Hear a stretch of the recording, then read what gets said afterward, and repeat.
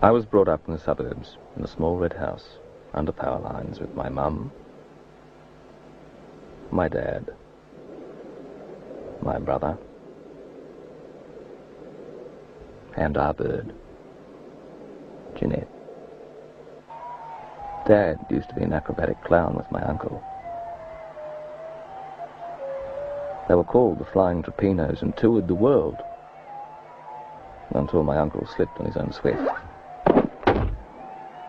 and Dad became a paraplegic, then slowly an alcoholic. Mum cut the old people's hairs at the local nursing home, and on Saturdays sold pies at the football. My brother was a year older than me, and for a while had to have the lens of his glasses blacked over to let his other eye catch up. He also had asthma and had to carry his spray around with him all the time. Mum tied it around his neck because he was always losing it. We did everything together. On Saturday mornings we'd watch hours of cartoons and eat honey on toast. We'd then run into the backyard to swing on the clothesline or kick the football at Dad's undies. We'd chase the chooks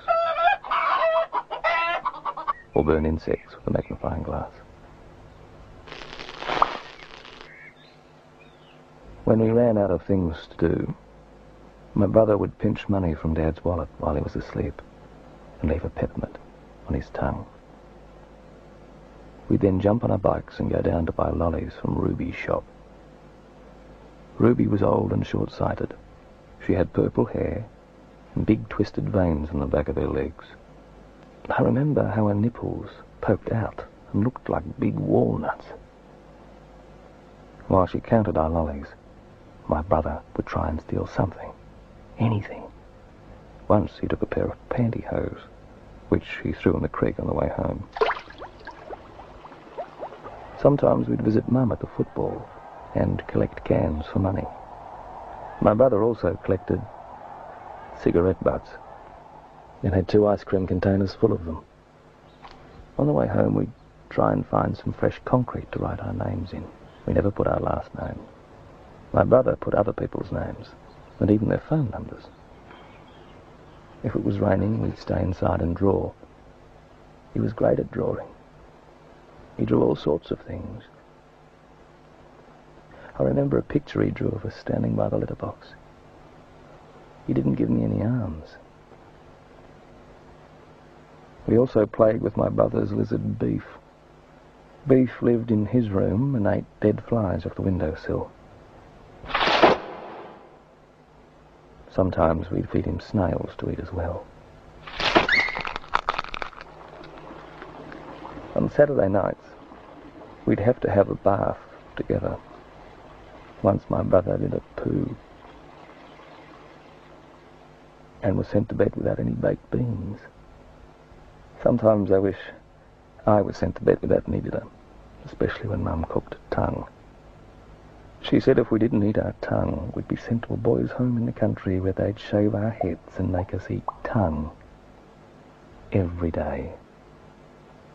At school, my brother got the blame for everything. He got blamed for doing a noise with his armpit. And he wasn't even there. He was at home with the chicken pox.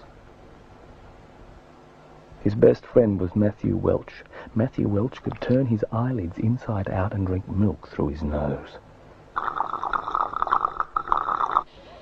Once they got caught trying to smoke a tea bag behind the bike shed. My brother's face went all white, and he threw up his play lunch. My brother worried me. Often I'd go and visit Mr. Stewart next door. He had macrocephaly, which made his head really big. We'd sit for hours talking. I asked him if my brother would go to hell. Only prostitutes and accountants went to hell, he said. But a thing called karma might get him. And he was right. Karma gave my brother nits. The nurses found them when they came to school to check our heads. He had to wait outside the sick bay to be sprayed, while all the other kids walked past and laughed. Knit kids were like the lepers. A boy in the grade above me said that I had nits too, and that I'd got them off my stinking, drunk dad. He squashed his bubble gum into my hair and pushed me into the girls' toilets. When my brother found out, he punched him in the eye and was suspended for a week.